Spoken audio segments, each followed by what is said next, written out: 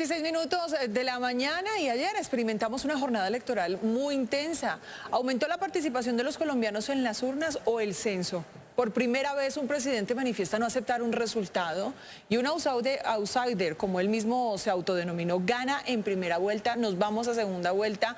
Unos discursos muy confrontados con palabras de alto calibre y pues todo el análisis de lo que sucedió ayer en esta primera vuelta de las elecciones presidenciales 2026, pues lo vamos a tener aquí en Arriba Bogotá de la mano de Daniel Arévalo para entender pues qué fue lo que pasó ayer. Daniel, de la mano de su invitado también. Así es, Lina, Aníbal, muy buenos días. Como usted me lo indica, de la mano de los expertos, profesor Jorge Yarse Tamayo, analista político en la Universidad Central. Buenos días. Muy buenos días, Daniel, y a toda la audiencia. Muchas gracias. Pues ya lo decía Lina, es un hecho que no tiene precedentes aquí en Colombia. ¿Qué puede significar esto de cara sobre todo a la segunda vuelta, que estamos a menos de un mes de que ocurra? Bueno, Daniel y televidentes, tenemos una situación también sui generis y es que tenemos un presidente en ejercicio que está participando activamente de la campaña electoral. Y este discurso, este mensaje que emite ayer el señor presidente, pues lo que tiende es precisamente a favorecer la credibilidad de uno de los candidatos y destruir la credibilidad sobre la institución que debe validar ese resultado. Entonces, es una campaña muy peligrosa porque lo que estamos tratando de poner sobre la mesa es que si gana cierto candidato, el resultado es avalable y es aceptable. Si gana la oposición al presidente Gustavo Petro, se van a dar todas las formas de lucha para impedir que se dé una transición de gobierno en paz y en el marco del sistema político. Profesor, aquí hay dos puntos que llaman la atención y es que primero él dice que no acepta el preconteo pero que espera los escrutinios y segundo que una de las campañas de uno de los candidatos que está en segunda vuelta pues decidió sumarse a esa campaña del presidente de no aceptar estos resultados. ¿Cómo podría jugar una vez salgan los escrutinios? ¿Podría moverse tal vez un poco el movimiento por parte de esta campaña y también del mandatario? Bueno, generalmente en la elección de presidente de la República los escrutinios son mucho más breves. No se dan grandes transformaciones como sí pasa con las elecciones a la Cámara y al Senado, donde pues pueden haber pérdidas de curules y cambios sustanciales en las elecciones. El preconteo y el conteo oficial suelen ser mucho más rápidos y menos abruptos en esos hallazgos electorales porque la transmisión es mucho más corta, los datos son mucho más concretos y generalmente los candidatos a contar pues también son menos. Si bien ayer en el tarjetón habían 11 candidatos, las votaciones se decantaron alrededor de 4 candidatos, 2 grandes electores y 2 electores secundarios. Entonces no hay un margen de acción a un cambio muy abrupto. Lo que sí preocupa es que el margen de diferencia entre los dos es muy poco, 4%, ¿sí? Menos de 1 millón de votos.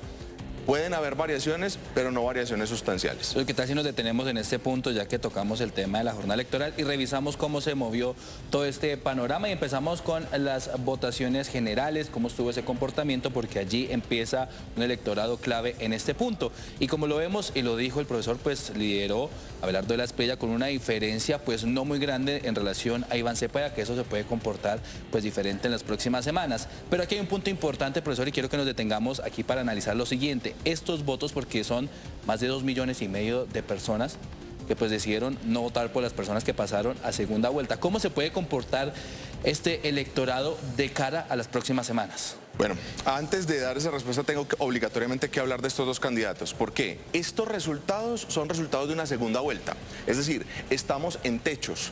Aquí hay un margen de transferencia muy bajo y hay, digamos, una diferencia porcentual de menos de 4% que se va a sostener o a disminuir en la segunda vuelta. Los votos de Paloma Valencia, particularmente, están bajo una lupa de duda. ¿Por qué? No sabemos cuánto de ese electorado es transferible a una figura como Abelardo de la Espriella.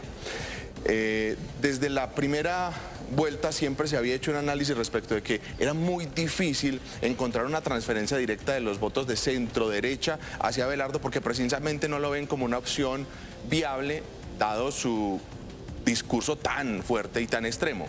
Y esos votos se concentraron en Paloma. Profesor, y hay un punto importante y es que ya sabemos que ella, pues como lo ordenó pues el expresidente Álvaro Uribe en ese pronunciamiento, pues parte de la cara del Centro Democrático era apoyar a Abelardo Espriella, misma comunicación que se dio por parte de la ex candidata presidencial Paloma Valencia.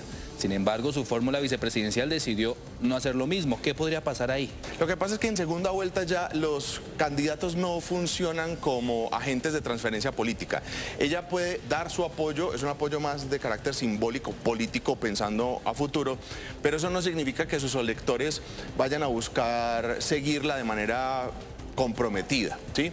Y con Oviedo, pues tenemos una circunstancia que no sabemos cuántos de sus votos realmente se hicieron contar, porque es que tanto Paloma como Oviedo perdieron su base electoral de la gran consulta.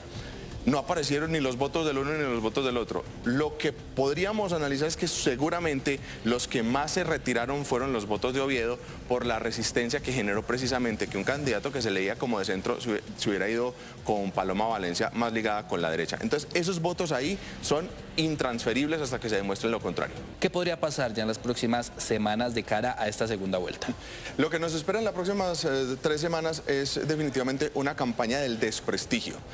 Ambas campañas de ayer marcaron el talante de lo que es este diálogo político, si es que se puede decir de esa manera, donde hay señalamientos, donde hay acusaciones, donde se dan, digamos, descalificaciones de los procesos políticos y de los proyectos políticos. Y pues ambos tienen lo que decimos popularmente rabo de paja dentro de la política por sus distintas filiaciones, por los trabajos previos en el caso de Espriella. Entonces vamos a ver una contienda de sacar los esqueletos del armario. ¿Qué podemos decir en contra del otro? Y no un debate de las ideas, que es lo que esperaríamos en una campaña presidencial de tanta importancia.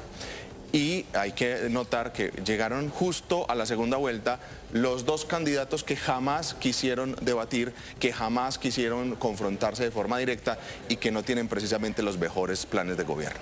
Punto importante ahí también será el movimiento de los partidos políticos. Por eso leímos también el anuncio por parte del Centro Democrático con su cara expresidente Álvaro Uribe, pero también Cambio Radical. ¿Cómo empiezan a moverse esas fichas pues, de cara a esta segunda vuelta?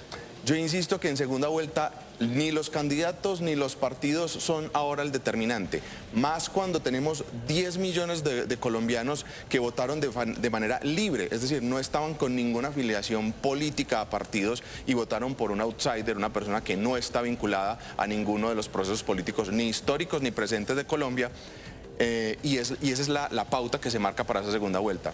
Los partidos ahora pueden decirle a su militancia, estamos obligados a seguir al candidato A o al candidato B, pero es el elector el que en última instancia toma la decisión a conciencia y en el lugar de votación. El caso particular fue el de Paloma Valencia. Hasta el día anterior tenía un 14% de favorabilidad y no quedó con una representación ni siquiera del 50% de esa cifra. Entonces es muy importante entender eso. Ni los partidos ni los ex candidatos son ahora determinantes. Los determinantes son los colombianos que toman una decisión libre y consciente. Profesor, un punto importante que pues llamaba la atención es ese apoyo que ha recibido pues el candidato presidencial. Él mismo se denominó el outsider, pues que no recibe ese apoyo de partidos políticos tradicionales. Sin embargo, pues algunos de ellos ya se están empezando a sumar a esa campaña. Y también un punto que llamó la atención es el apoyo internacional por parte de diferentes figuras de derecha en Latinoamérica. Bueno, definitivamente tenemos una ola internacional, casi que global, de unas líneas más conservadoras, más de extrema derecha, y se han fortalecido muy con la dinámica que hace 20 años le funcionó al socialismo del siglo XXI. Unos acompañamientos institucionales internacionales, de liderazgos, digamos, de representatividad y de respaldo internacional. Nada más ayer Milei no se había determinado de contar y ya estaba dando una felicitación a Abelardo Espriella por haber ganado, entre comillas, esta primera jornada electoral. Y esto se va a empezar a ver con mayor fuerza en una América continental que está cada vez más a la derecha. Y con un papel que Colombia tiene que empezar a cumplir en esa ruptura definitiva del bloque de izquierda en el continente. Dos, muy interesante el resultado respecto a los Estados Unidos. No se ha dado ningún guiño oficial pero sí se ha tenido ya acompañamientos muy marcados, sobre todo en la jornada electoral y de verificación por parte de estas comitivas de los Estados Unidos. Sobre todo con la presencia de Bernie Moreno aquí en Tal Bogotá, cual. vigilando toda esa situación. Exacto. Pero por eso lo invito a quedarse con nosotros porque en momento le estaremos contando un punto crucial, tiene que ser la participación y cómo se comportaron las ciudades en esta jornada electoral. Pero invito a quedarse y en unos minutos les contamos a nuestros televidentes. Por ahora continúen con más en Arriba Bogotá, que si le responde a la ciudad.